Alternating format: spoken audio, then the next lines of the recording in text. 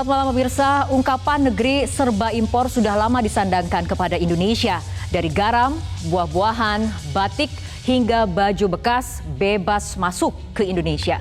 Kondisi ini semakin parah di era digital saat ini ketika konsumen bisa membeli segala macam barang impor dengan cukup menekan layar handphone mereka. Akibatnya, Indonesia kini dalam darurat banjir produk impor yang membuat produsen lokal ketar-ketir.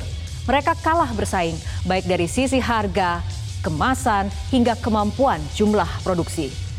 Pasca pengaturan penjualan di social commerce seperti yang dilakukan TikTok Shop, pemerintah kini berusaha menghalau banjir produk impor lewat kebijakan baru. Pertanyaannya, mampukah negara melawan serbuan produk impor yang punya 1000 macam cara untuk membanjiri pasar lokal? Lantas siapa saja selama ini yang menikmati banjir produk impor ini? Bersama saya Fitri Megantara, inilah Economic Challenges dalam episode Kok Bisa Banjir Produk Impor. Barang apa aja di luar negeri langsung begitu. Nggak ada POM-nya, nggak ada sertifikat ini layak apa tidak.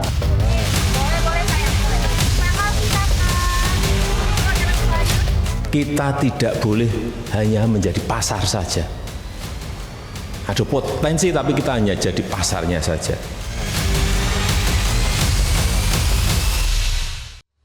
Pemirsa, sebelum kita mulai berdialog, kita akan simak terlebih dahulu beberapa data berikut ini. Pada hari Jumat 6 Oktober 2023, Presiden Joko Widodo menggelar rapat terbatas di Istana Merdeka untuk membahas persoalan membanjirnya barang impor di pasar tradisional dan e-commerce.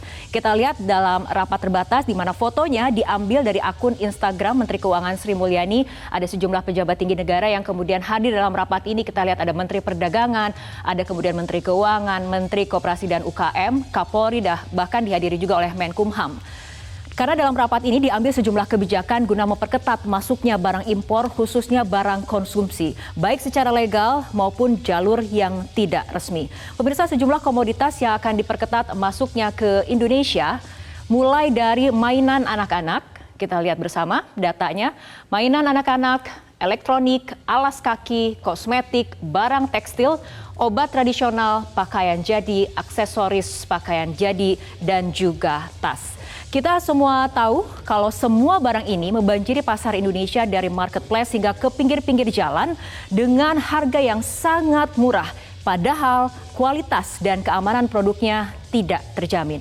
Presiden Joko Widodo pun memberikan tenggat waktu 2 pekan bagi sejumlah kementerian untuk merevisi aturan terkait kebijakan barang impor. Ya, pemirsa, kita lihat data berikutnya, di mana Presiden Joko Widodo sudah berkali-kali menyentil maraknya serbuan barang impor ke Indonesia, seperti dalam sebuah acara pada tanggal 4 Oktober 2023 lalu, di mana Presiden berkata, kita nggak sadar, tahu-tahu kita sudah dijajah secara ekonomi. Kata Presiden, Indonesia hanya dijadikan konsumen dan 90% barang yang dijual di e-commerce adalah barang impor.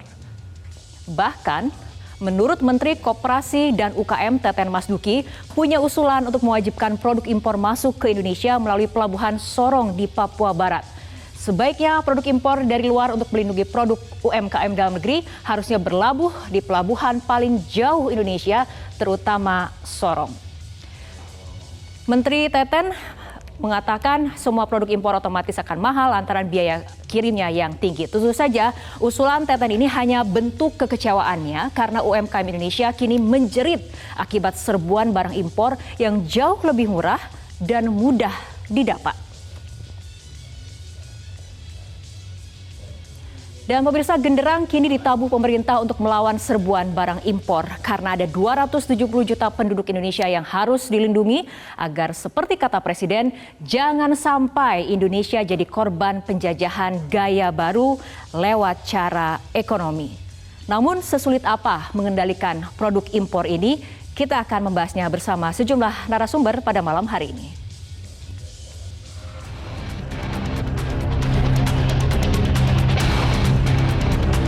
Di seluruh dunia dimanapun tidak ada pemerintah yang UMKM-nya itu gulung tikar diam aja, nggak ada. Ya semua negara juga. melindungi marketnya, melindungi para produsennya. Menjadi APBN, menjadi APBD, kemudian kita belanjanya barang impor. Bodoh sekali kita.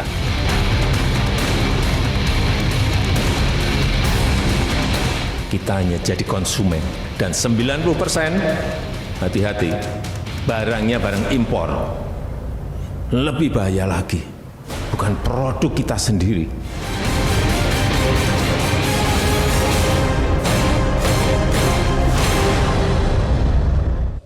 Pemirsa, kita akan berbincang bersama sejumlah narasumber telah bergabung dari luar studio secara online, yaitu staf khusus Menteri Koperasi dan UKM Bapak Vicky Satari. Selamat malam Pak Vicky. Selamat malam Mbak. Oke, terima kasih telah meluangkan waktunya untuk Economic Challenges, dan kita juga akan berdiskusi bersama 4 orang narasumber yang malam hari ini sudah hadir di studio Metro TV. Dari sebelah kanan saya telah hadir Pak Nusron Wahid, anggota Komisi 6 DPR RI, dan juga ada Pak Sandi Suwardi Hasan, Ketua DPP Asosiasi Industri Usaha Mikro Kecil dan Menengah Indonesia. Sementara di sebelah kiri saya ada Pak Trian Yusserma, Sekjen Asosiasi Perusahaan Jasa Pengiriman Ekspres Pos dan Logistik Indonesia, dan juga telah hadir Mas Bima Yudhistira, Direktur Center of Law and Economic Studies. Selamat malam Bapak-Bapak, terima kasih telah hadir di studio Metro TV.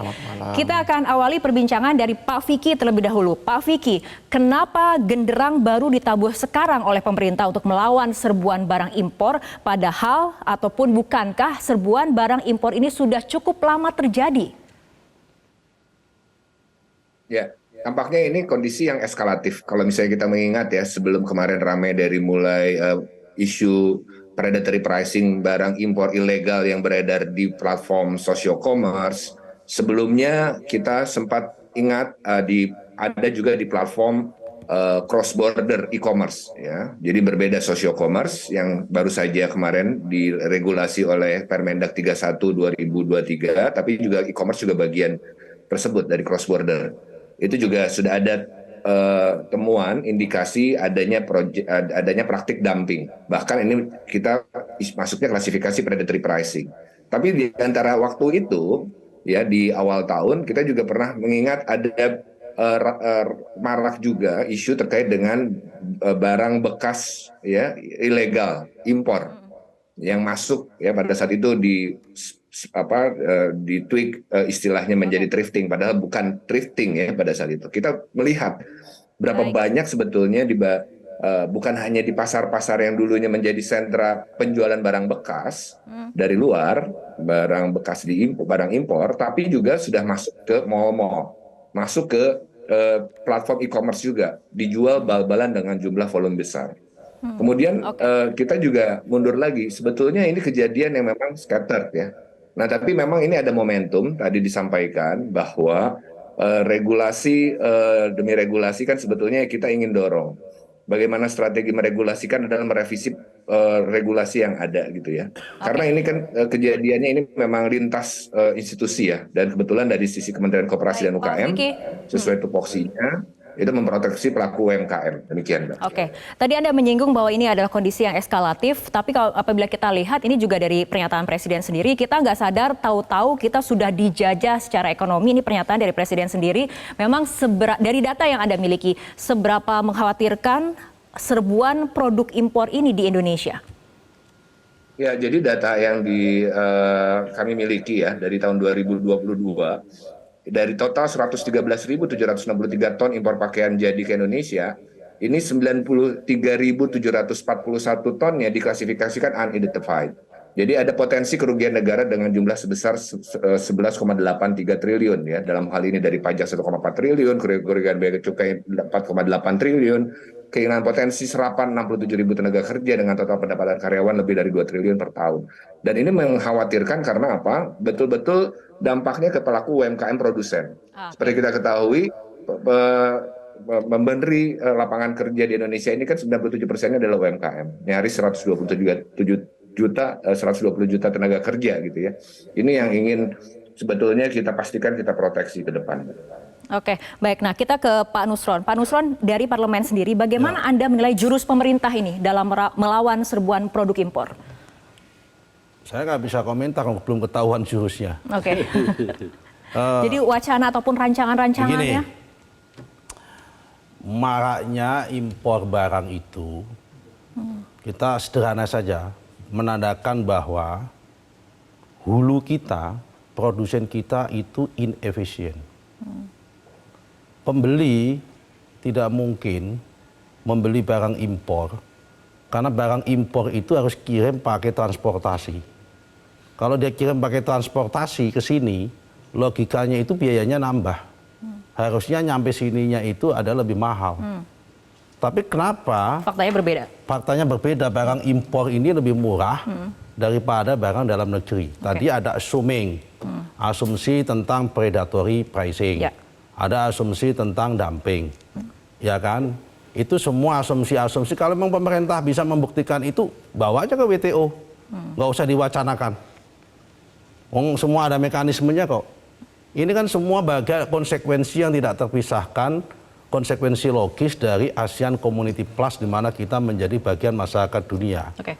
Nah, kata kuncinya satu, kalau kita ingin mengurangi dan mengendalikan produk impor, perkuat don produksinya. Oke. Efisiensikan don produksinya, buat kebijakan yang membuat produksi itu efisien. Artinya apabila kita lihat dari rancangan kebijakan pengetatan impor, apakah tepat sasaran atau tidak jika tujuannya adalah melawan serbuan? Itu kebijakan di hilir. Oke. Tapi mengatasi satu masalah ini dari hilir saja nggak cukup. Pertama itu hulu. Oke. Pertama yang kita beresin adalah supply set-nya dulu. Supply set-nya mau nggak mau kita harus efisien. Kalau barang impor itu banyak, berarti supply set dalam negeri berarti inefisien. Oke. Nah, kemudian baru yang diambil oleh pemerintah hari ini melakukan dua pendekatan pengendalian. Pengendaliannya pertama adalah satu barrier entry, kedua non barrier entry. Oke. Barrier entry pakai dengan tarif. Naikkan aja tarif barang impor itu yang tinggi. Kasih biaya pajak masuk yang tinggi. Supaya apa? Oke. Supaya mereka jatuhnya ke sini jauh lebih mahal. Dengan catatan itu bahkan barang-barang yang primer. Baik, Pak Nusron. Karena kalau itu barang-barang primer jatuhnya lebih mahal, dampaknya juga ada. Apa itu dampaknya? Inflasi juga akan tinggi. Oke, baik. Itu pandangan dari Pak Nusron. Tapi kita ke pelaku usaha sendiri. Apakah rencana pengetatan kebijakan impor seperti ini yang diharapkan oleh para pelaku? Dari Pak Sandi terlebih dahulu, kemudian ke Pak Trian. Iya, jadi apa yang disampaikan oleh Pak Nusron ini untuk terkait dengan kebijakan menjadi benar kalau terkait dengan masuknya barang dari luar negeri itu dinaikkan aja pajak impornya. Tapi di sisi lain memang dalam dunia bisnis promosinya kan menjadi pertarungannya itu di promosinya sebenarnya. Jadi ketika dia online shopping kemudian barang itu menjadi cepat, sementara UKM kita itu tradisinya adalah dia nunggu di pasar, kemudian di tenan-tenan yang mereka miliki. Mereka belum diadvokasi oleh pemerintah untuk ada pencerahan mengejar ke dunia e-commerce secara baik. Alih-alih juga tadi yang Pak Nusron bilang, nilai produksinya juga kemudian harus diintervensi dong oleh pemerintah sehingga barang yang dijual dari dalam negeri menjadi bagus nilai jualnya. Nah, hari ini kami berantakan, Mbak, UMKM. Apanya harus diintervensi oleh pemerintah? Nilai produksinya apa yang diintervensi? Kan dari misalkan barang ini baju misalkan ya, Pak Nusron tadi bilang intervensi. Oke, misalkan dari sisi harga kainnya, kemudian dari sisi pekerjaannya dari kain itu diintervensi dong. Pemerintah masuk sehingga nilai ekonomi bahan dasarnya menjadi lebih murah, lebih efisien cara kerjanya. Maksudnya disubsidi itu tenaga kerjanya dibayar pemerintah. Terserah. Pemerintah mau bilang subsidi atau apa terserah. Yang pasti bahwa hari ini yang namanya pengusaha kita UMKM terutama modalnya aja kan berapa? Kalau kemudian dia dipites, dipencet lagi oleh kemudian desakan dari barang impor, semakin tidak berdaya kita. Nah, pendampingan terhadap mereka menjadi penting. Itu kata kuncinya. Oke, kita akan tanya tanggapan dari sisi logistik seperti apa Pak Trian, tapi tahan dulu jawaban dari Pak Trian, kita akan ikuti jeda berikut. Iklan.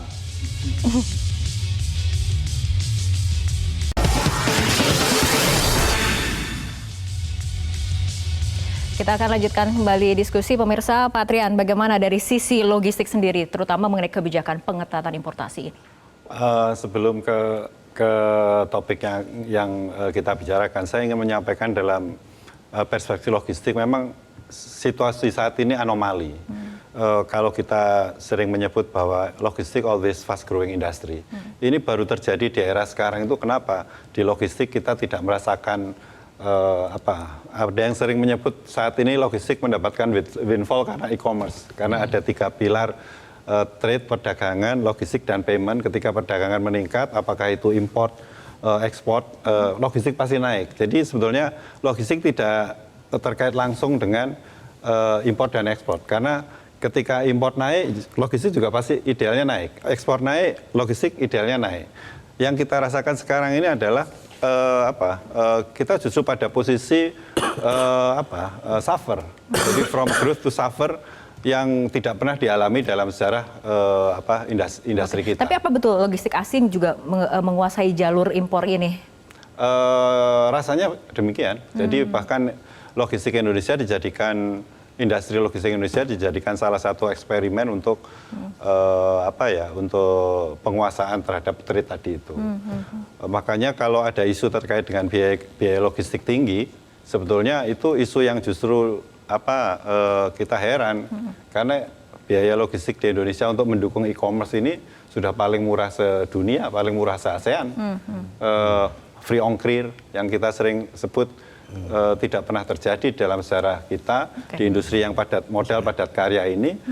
Free ongkir terjadi. Sementara infrastruktur logistik kita 50.000 jaringan fisik dan virtual di seluruh Indonesia yang untuk mensupport UMKM tadi itu memang juga ikut merasakan situasi yang dirasakan oleh UMKM kita atas masuknya produk impor. Tapi pesan kita bukan di situ. Tapi ada sesuatu yang persoalan yang harus kita tuntaskan sehingga e-commerce ini betul-betul menjadi berkah buat ekosistem di Indonesia. Baik UKM, logistik, payment, pemerintah juga, pajak maupun non-pajak. Kalau kita mau buka-bukaan, saya berpendapat e-commerce di Indonesia saat ini tidak seindah warna aslinya. Kita bisa berdebat soal itu. Baik.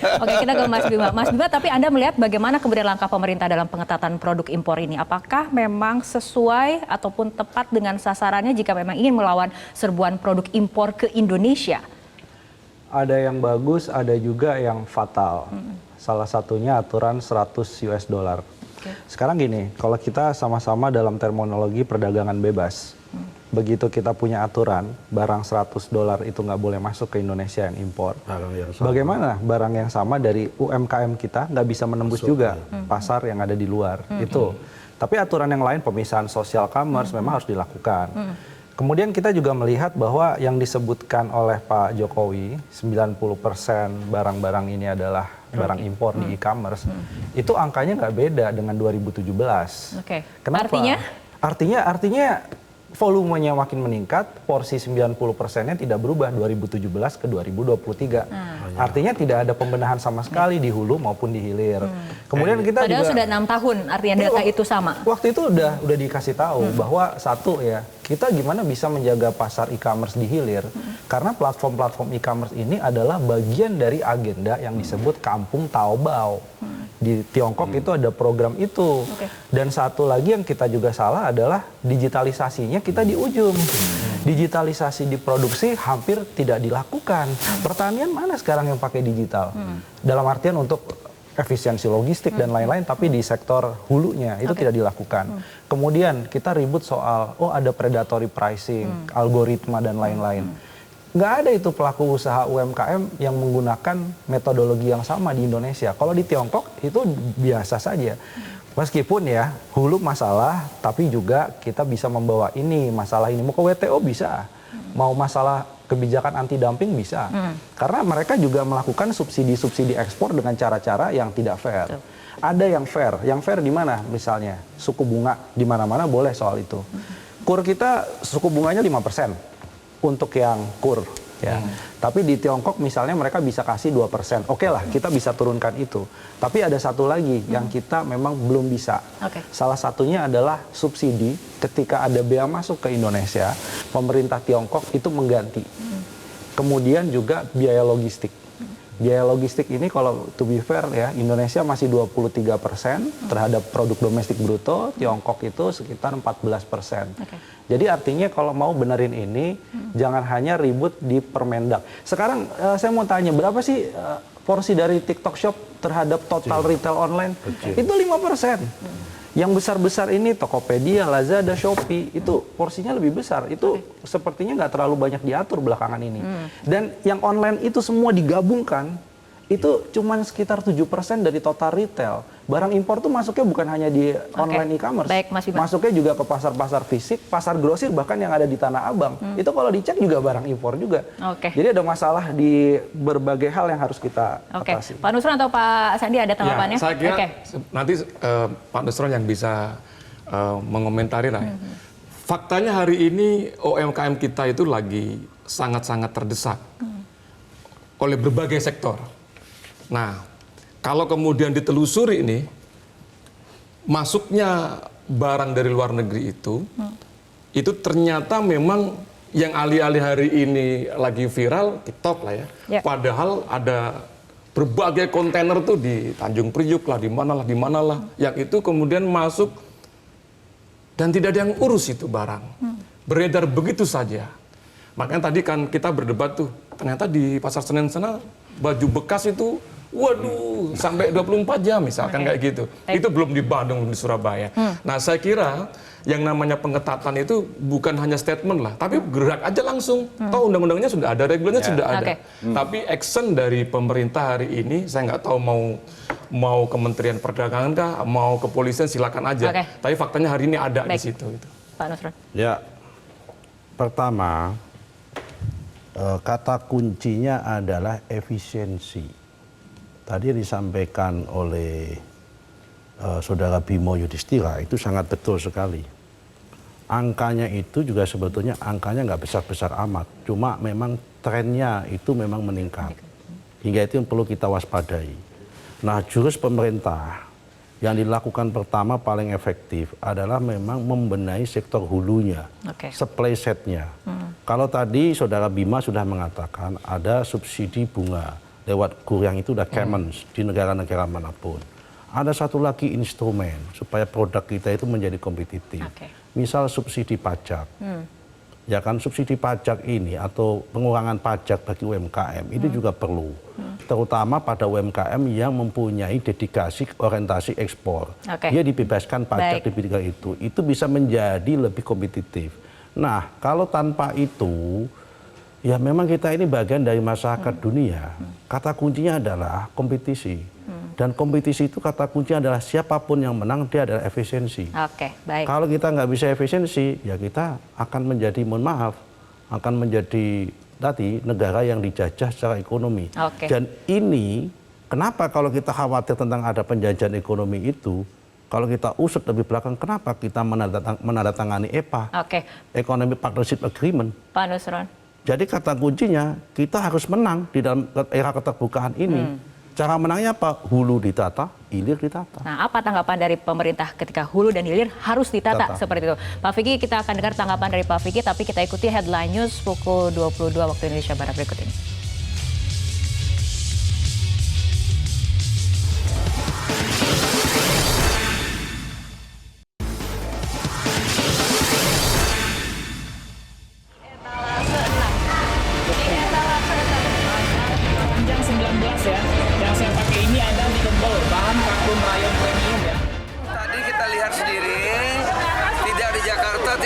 Semarang, dimanapun rupanya pusat-pusat grosir jualannya masih agak sepi ya. Nah, oleh karena itu pemerintah segera mengambil langkah-langkah. Satu, memperketat impor. Mungkin awal-awal harganya masih 5.000. Begitu semua sudah masuk, beli ini, sudah ketagihan, baru dinaikkan. 500 juta mau apa? Udah. Nggak bisa apa-apa kita, karena sudah ketergantungan di situ. Yang besar-besar itu, mereka dagang itu pakai predatory pricing. Jadi kalau harga 10.000, dia jual 5.000, langgan udah pindah, baru diambil untung. Orang mati semua. Melindungi produsen dalam negeri jangan sampai mati karena diserbu produk impor dan juga yang ilegal. Jangan sampai kita lena dalam hitungan bulan, nggak mau saya terkena penjajahan era modern. Pemirsa, kita akan lanjutkan kembali perbincangan kita ke Pak Vicky. Tadi ada masukan ataupun kritikan dari Mas Bima. Ada memang sisi fatal, ada juga sisi yang bagus dari kebijakan pengetatan importasi. Sementara menurut Pak Nusron ini yang harus ditata tidak hanya hilir, tapi kemudian dari hulu sampai hilir kemudian harus dibenahi sistem tata kelolanya. Bagaimana tanggapannya? Ya betul sekali ya, bahwa pembenahan ini dari hulu hilir itu pasti ekosistem komprehensif. Kita lagi benahi hulu, misalnya salah satu contohnya yang didukung tentunya oleh Pak Nusron di Komisi 6, bagaimana program-program rumah produksi bersama untuk meningkatkan ya skala ekonomi dari teman-teman UMKM yang terbatas dari sisi investasi permesinan misalnya, kemudian dari sisi KUR difokuskan untuk UMKM produsen.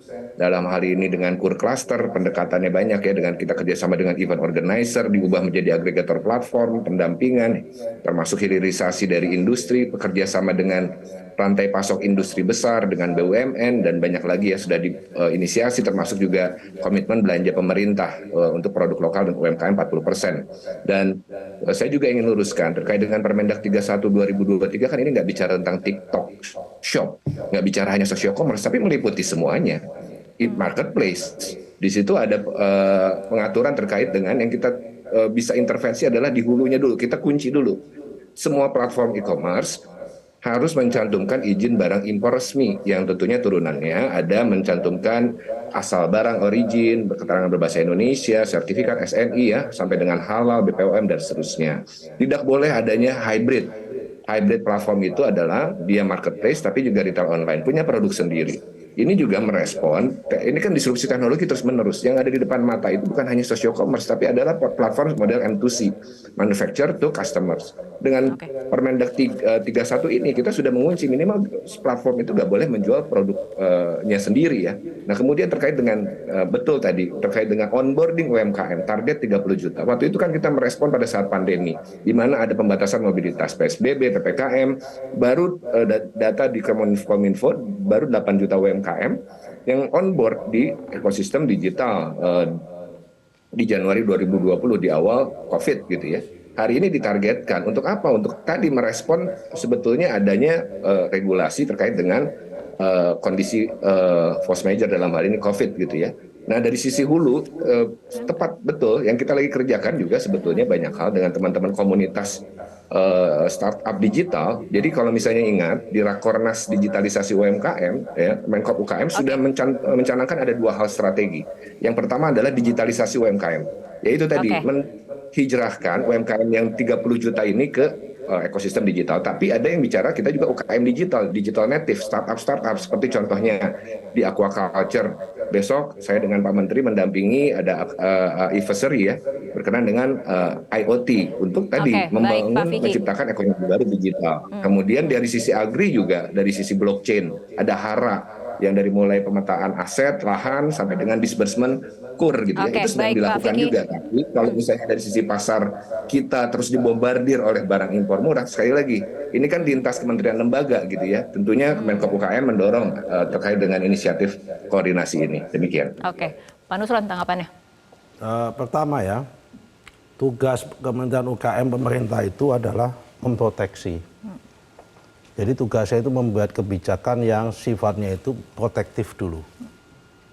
Nah baru kemudian itu sifatnya promosi.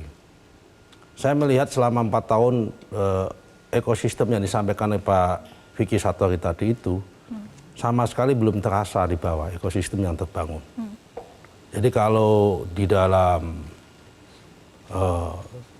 semua output pertemuan dan pelatihan, terutama pelatihan vokasi, itu kan ada 2 output. Pertama itu cakap usaha, yang kedua itu cakap kerja. Ini belum cakap usaha dan belum cakap kerja. Semua masih dalam perbincangan alias cakap-cakap. Nah, karena itu memang ini harus diwujudkan, direalkan, dimanifestkan, diwujudkan yang 30 juta UMKM dalam ekosistem digital itu. Nah, kalau kemudian ini dimunculkan bangunannya itu muncul lewat platform marketplace yang ada, tanpa ada pemerintah pun mereka itu udah jalan. Nah, sekarang adalah di mana bentuk proteksinya. Nah, kebijakan ini yang perlu kita tunggu. Karena itu saya usul supaya konkret proteksinya, supaya daya saingnya itu tinggi tadi, selain subsidi bunga, itu juga ada subsidi lain. Subsidi input misal. Ya kan, kalau petani pupuk ditambah. Sekarang malah justru subsidi petaninya, pupuknya dikurangi. Oke. Nah, kemudian adalah subsidi pajak. Pajak UMKM itu kalau perlu dinolkan. Ya kan, kalau nggak dinolkan, terutama dikasih insentif. Ya kan, ada batas insentif kepada UKM yang berorientasi ekspor, misal dikasih itu. Pak, saya mau nambahkan boleh? Iya, silakan. Jadi apa yang disampaikan Pak Vicky tadi, wujud nyatanya untuk berkompetisi, di mana negara hadir untuk UMKM itu sebetulnya tidak terasa. Untuk berkompetisi dengan produk yang dari luar negeri lah, sustainable lah, kemudian quality control lah. Negara hanya selesai di pelatih ya tadi kan cakap-cakap tadi kan, belum lagi kemudian betul-betul mendampingi UMKM ini secara serius gitu. Itu tidak selama terasa. ini sampai kemudian ekonomi digital ada belum terasa kehadiran negaranya? Ya kalau terasa kita nggak usah berdebat di sini. Artinya sudah running well gitu. Nah hari ini nggak terasa gitu. Makanya ada baiknya tidak hanya selesai diregulasi, tetapi proses pendampingannya itu serius kepada teman-teman UMKM yang produsen, yang memproduksi barang A, barang B, barang C, kemudian di produk-produk pertanian. Ini serius diurusin gitu. Tidak hanya cakap-cakap tadi seperti Pak Nis. Ya, Pak Tanya dulu. Saya. Ya. Sama, kalau dari sisi UKM kita ingin ada pintu untuk connecting ke UKM. Karena tiap hari jaringan kita 50-an ribu jaringan yang langsung bersentuhan dengan UKM, sebetulnya kan tidak ada connecting door yang tadi itu dicakap-cakapkan. Kita cakap-cakap sendiri, bahkan antar penyelenggara pos itu cakap-cakap sendiri dengan UKM. Tapi ada satu hal yang menarik, saya tidak ingin isu biaya logistik tinggi itu tetap jadi isu seumur hidup. Karena biaya logistik itu tidak terkait dengan tinggi rendahnya, karena terkait dengan kecepatan, keamanan, ketepatan. Kalau cepat, tepat, aman, baik secara proses fisik mau digital, itu akan terbentuk sendiri biayanya. Apalagi sekarang situasinya tidak demikian. Situasinya kan paling murah sedunia yang saya bilang, ada free ongkir. Jadi kalau ada isu biaya logistik tinggi yang katakan 23% dari PDB, itu case lain. Mari kita bahas di ruang khusus gitu. Tapi yang faktanya saat ini, kalau bicara biaya logistik kan dari origin ke destinasi, baik domestik maupun global yang tidak bisa digantikan karena ada proses fisik, ada ruangan orang, alat, IT, kurir-kurir itu nggak bisa digantikan, hormat bendera merah putih barang jalan sendiri. Jadi saya ingin menyampaikan bahwa logistik kita sekarang itu sudah pada posisi yang baik karena e-commerce bisa bertumbuh. Tapi saat ini sudah posisi yang suffer karena tidak tahu penyebabnya. Salah satunya ya free ongkir tadi itu. Baik. Mungkin juga barang import yang masuk banjir itu juga menyebabkan karena output UKM kan tidak meningkat. Tidak meningkat. Gerai-gerai kita sudah banyak yang tutup loh. Baik, Mas Bima, artinya kebijakan dari pemerintah ini menurut Anda optimis tidak ini akan ditindaklanjuti dengan sebuah aksi nyata atau tadi seperti dikatakan oleh Pak Nusron akan menjadi sebatas hanya cakap-cakap saja? Ya, sebentar dulu nih, biaya logistik menarik nih. Ongkir itu kan free ongkir, subsidi promo di ujung, itu tidak mencerminkan biaya logistik secara keseluruhan. Tapi bagaimana dari penghasil bahan baku kepada produsen UMKM. Memang faktanya ada masalah di dalam biaya logistik kita. Tapi tadi saya mau menanggapi ya, sepertinya kan pemerintah ini kan kalau dibilang program UMKM tuh banyak. Hampir semua kementerian tuh kalau nggak secara langsung ya terkait BUMN juga CSR-nya pendampingan gitu ya. Sampai disindir juga kan sama Pak Jokowi nggak jelas pemberdayaan pendampingan itu. Sekali program kemudian selesai nggak ada follow up-nya. Jadi harusnya semua disatukan aja di bawah Kemenkop UMKM. Targetnya apa jelas. Oke, UMKM berorientasi ekspor mau naik berapa, UMKM go digital berapa gitu. Kementerian lain, pemerintah daerah itu boleh tapi harus terintegrasi, outputnya jelas. Jangan yang ikut program ini replikasi orangnya itu aja gitu kan. Artinya sekarang sudah tidak terintegrasi, outputnya juga tidak jelas. Iya, ini terfragmentasi, tapi logonya adalah semua soal pemberdayaan dan pendampingan. Tapi memang sistem penganggaran kita ya Pak Nusron ya, sistem penganggaran kita itu modelnya itu memang kalau kementerian begini, nanti pemprovnya begini, Pemkapnya begini, kayak begitu-begitu aja. Jadi tidak ada terintegrasi secara baik, distribusi kewenangannya nggak ada gitu.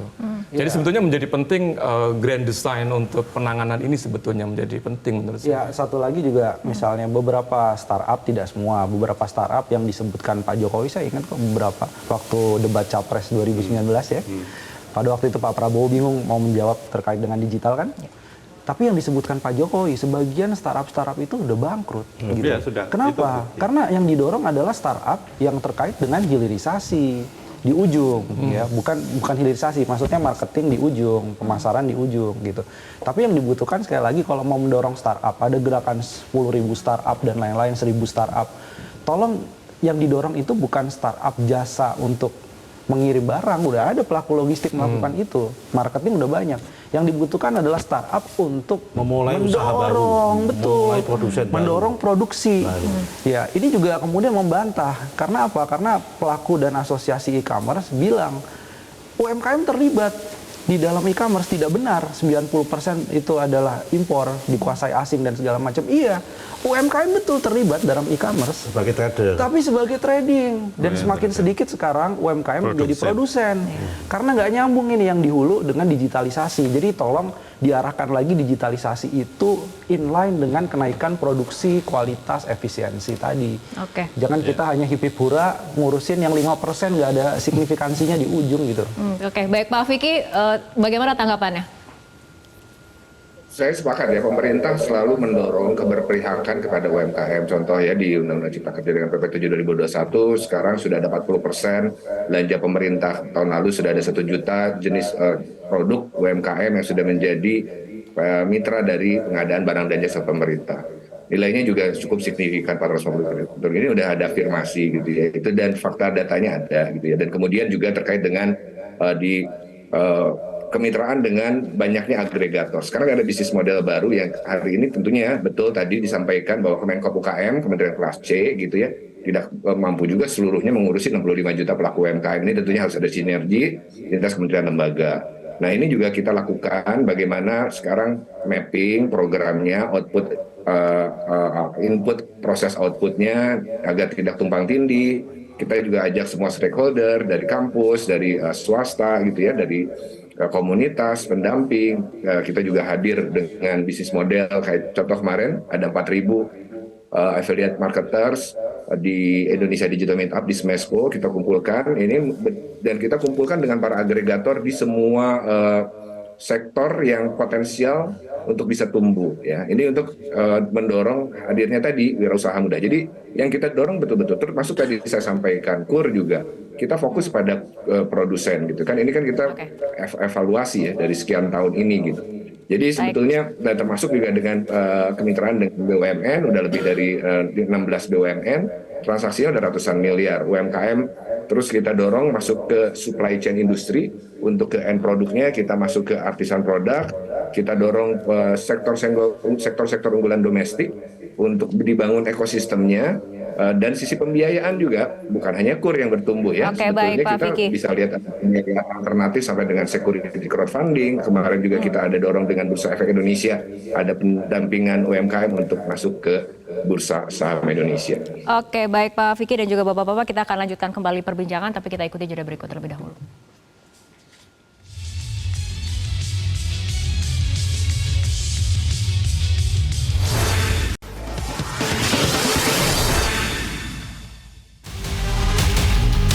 Ya semua negara juga melindungi marketnya, melindungi para produsennya.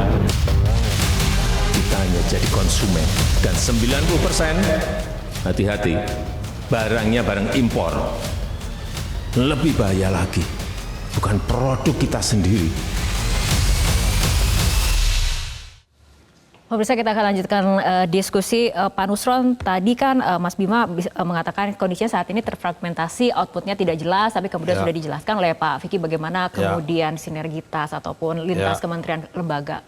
Anda melihat faktanya seperti apa? Memang konsolidasi dan koordinasinya antar kementerian yang fokus mengurusi pekerjaan tentang proteksi UMKM ini belum terpadu dan belum konsolidatif dalam satu pintu.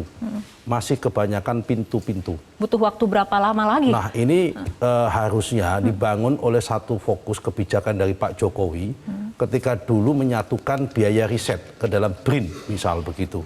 Ini semua program tentang UMKM di satu pintukan yang dipercaya oleh Pak Jokowi. Entah itu adalah Menteri UMKM atau apa itu terserah Pak Jokowi sebagai kepala pemerintahan dan kepala negara punya hak prerogatif seperti itu. Nah, saya kembali kepada fokus, Pak. Kalau fokus kepada kembali topik utama. Topik utama kita hari ini adalah proteksi atas membanjirnya barang impor. Apakah Permendak nomor 31 tahun 2023 ini efektif? Saya rasa ini Permendak nomor 31 tahun 2023 ini one of solution iya, tapi ini belum sapu jagat. Nah, karena sapu jagat yang paling efektif adalah penataan di sektor hulu yang tadi adalah related dengan konsolidasi secara antar kementerian dalam satu pintu tadi. Nah, karena itu kata kuncinya. Karena untuk melawan barang impor, saya ulangi sekali lagi, kata kuncinya adalah memperkuat basis produk lokal. Nah, produk lokal itu akan kuat kalau dia efisien. Karena itu dia akan kuat. Nah, untuk bisa efisien itu memang butuh campur tangan pemerintah. Campur tangannya apa? Pertama subsidi. Baik subsidi bunga, subsidi input, subsidi pajak, bahkan kalaupun subsidi fasilitas ekspor dan sebagainya. Nah, yang nomor dua adalah baru pengendalian impornya. Pengendalian impornya ada dua instrumen, baik itu barrier entry berupa tarif biaya masuk yang tinggi maupun non barrier entry, yaitu pakai masuknya itu pakai kuota, tapi kuotanya itu dikendalikan pemerintah dengan kuota yang dihitung dengan cermat sesuai dengan tingkat kebutuhan yang tidak mengganggu produk lokal. Saya kira itu, Mbak, satu-satunya, Mbak. Pak Sandi. Ya, campaign terhadap mencintai produk dalam negeri juga menjadi sangat penting. Karena tidak jauh-jauh kita aja kemudian sambil jalan kemudian pesan sesuatu yang kita tidak cek ini barang dari mana, yang penting pesan aja sesuai kebutuhan. Padahal kalau kita mau mencintai produk dalam negeri dan dikampanyekan secara serius, maka kecintaan itu akan dengan alami itu mereduksi niat untuk belanja barang-barang yang murah, barang-barang yang tidak tahu asal muasalnya. Nah, kemudian yang kedua tadi Pak Nusron sampaikan adalah memperkuat basis produk lokal. Nah, Mbak, sustainable itu menjadi sangat penting dalam berbisnis ya. UMKM kita nafasnya sangat pendek. Nah, kebijakan KUR juga tadi ada pemikiran misalkan bunganya dikurangi lagi untuk agar ini memberikan peluang nafasnya lebih panjang lagi gitu. Karena hari ini digoncang dengan isu barang dari luar negeri yang masuk begitu gencar, itu produsen kita juga sudah kembang kempis. Nah, oleh karenanya kebijakan tentang mekanisme peminjaman keuangan gitu, pembiayaan itu juga menjadi penting di samping juga sektor pajak. Dan itu bisa membuat UMKM menjadi naik kelas dan mampu bersaing menurut Absolutely, karena mereka sebenarnya kalau kemudian mau meningkatkan kualitas ya butuh biaya tambahan. Jangan kemudian kita mau menaikkan kualitas barang tapi kemudian bahan dasarnya dari barang-barang yang sekenanya gitu, kira-kira kayak gitulah. Mas Bima, dengan melihat kemudian sikap pemerintah Indonesia ataupun kondisi market di Indonesia ini, Indonesia kan sangat membuka diri sekali seperti itu, tapi kemudian memang lupa proteksi diri, Mas Bima. Ya itu dulu pada waktu bikin perjanjian perdagangan bebas mungkin nggak dipelajari detail gitu kan. Akhirnya sekarang kalau mau naikin tarif juga berat. Paling hambatan-hambatan non tarif gitu ya. Kita juga salah satu negara yang hambatan non tarifnya paling rendah, terutama di antara negara-negara G20. Tiongkok itu bisa bilang bahwa kita perdagangan bebas, kita support perdagangan bebas yang adil. Faktanya mereka juga menerapkan hambatan tarif yang banyak sekali. Bisa lebih dari 6.000 jenis hambatan non-tarif, itu fakta. Jadi tolonglah ke depan bikin perdagangan bebas ini juga harus dilihat dampak negatifnya bagi UMKM, jangan semua main tanda tangan. Itu satu. Yang kedua, kita lihat juga... Satu, Pak. Jangan anggota DPR gampang menyetujui. Ya, ratifikasi juga dosanya anggota DPR kok. Ya, Pak Nusron mengakui berarti. Iya, emang harus mengakui. Saya kira gentle Pak Nusron. Nah, satu lagi juga yang perlu dilihat adalah ini kenapa industrialisasi kita, karena UMKM produsen itu bagian dari industrialisasi, dan kita terus mengalami fenomena penurunan porsi industri terhadap produk domestik bruto. Sekarang tinggal 18%, jadi kembali ke 32 tahun yang lalu. Porsi industri ini, yang di dalamnya ada industri kecil. Jadi e-commerce-nya makin besar porsinya, konsumen dibanggakan dengan adanya promo diskon, tapi sebenarnya kita nggak mengalami kemajuan dalam hal produksi. Itu fakta-faktanya yang harus diurus. Makanya saya pikir kalau ini kemudian tidak diseriusi dan tidak diwaspadai oleh pemerintah. Oh, tenaga kerja, taruhannya begitu. Orang sekarang bisa belanja ya dengan berbagai diskon, bahkan sampai 90% diskon ya, seolah-olah ini akan terus berlangsung. Tapi uang untuk membelanjakan barang di e-commerce, pertanyaannya dari mana? Dari dia kerja, kerjanya di mana? Di sektor padat karya, UMKM padat karyanya, UMKM-nya kalah saing. Ini semua akan menjadi siklus yang kemudian berdampak, mungkin kita akan lihat 10 tahun lagi lah, paling lambat. Iya, 5-10 tahun ke depan kita akan lihat. Dan sekarang juga mulai terlihat sebenarnya, mereka yang angkatan kerja 130 juta ini bingung sebagian besar cari kerja di mana. Karena ketika masuk ke industri kalah saing dengan impor. Tapi saya harus bilang bahwa ini sudah jadi darurat dan krisis. Tapi kalau dibilang tadi kita harus cinta produk Indonesia, tolong kasih tahu ke pemerintah. 40% dari pengadaan barang yang wajib barang lokal itu sejauh mana sampai sekarang. Baik. Kemudian juga masalah soal TKDN dan lain-lain itu juga harus dipenuhi juga. Kadang-kadang disulap-sulap gitu. Kita ke Pak Vicky dulu, Pak Adrian, untuk closing statement-nya. Dari Pak Vicky, nanti kembali ke Pak Adrian, ada waktunya. Pak Vicky, untuk closing statement-nya seperti apa agar kemudian kebijakan ini ada aksi nyata, apa yang diharapkan UMKM kemudian diakomodir, dan ada pengawasan dan juga pemantauan mengenai masuknya produk impor ke Indonesia? Ya, saya rasa tadi mengurus 65 juta pelaku UMKM yang 97%-nya mikro, informal, subsisten ekonomi, ya sudah berubah, kadang tidak berdomisili tetap gitu. Ini memang penuh tantangan. Perlu koordinasi sinergi lintas. Ya, tadi saya sampaikan Kemenko UKM, tentunya dari sisi pemerintah tadi Pak Nusron mengingatkan, komandannya ada Pak Menko, Pak Erlangga Hartarto. Beliau rutin mengadakan rapat-rapat di perekonomian untuk memastikan koordinasi lintas kementerian lembaga, ya kan perdagangannya ada di Kemendag, di platform digitalnya ada di Kominfo, ya investasinya ada di Kementerian Investasi. Tentunya tadi Pak Nusron sudah mengingatkan proteksi UMKM-nya ada di Kemenko UKM. Dan untuk Bangga Buatan Indonesia juga sejak COVID kita terus dorong ya, sebetulnya di seluruh Indonesia dengan beragam strategi. Dan kita slogankan belanja UMKM produk lokal itu sama dengan bela negara, sama dengan ibadah dan seterusnya. Karena itu menyangkut kepada lapangan kerja di Indonesia bukan hari ini tapi masa depan. Demikian Mbak, terima kasih.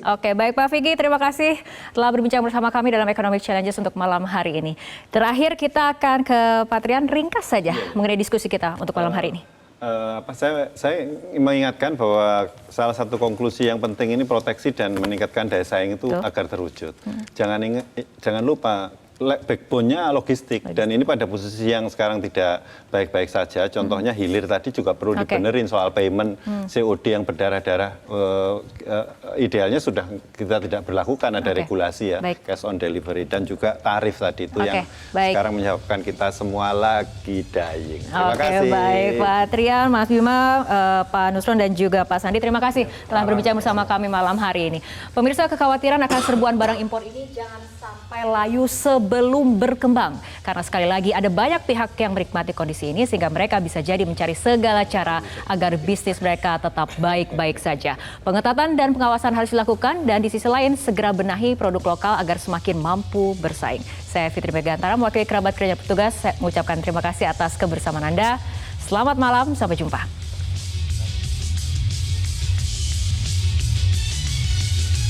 Jelajahi cara baru mendapatkan informasi. Download Metro TV Extend sekarang.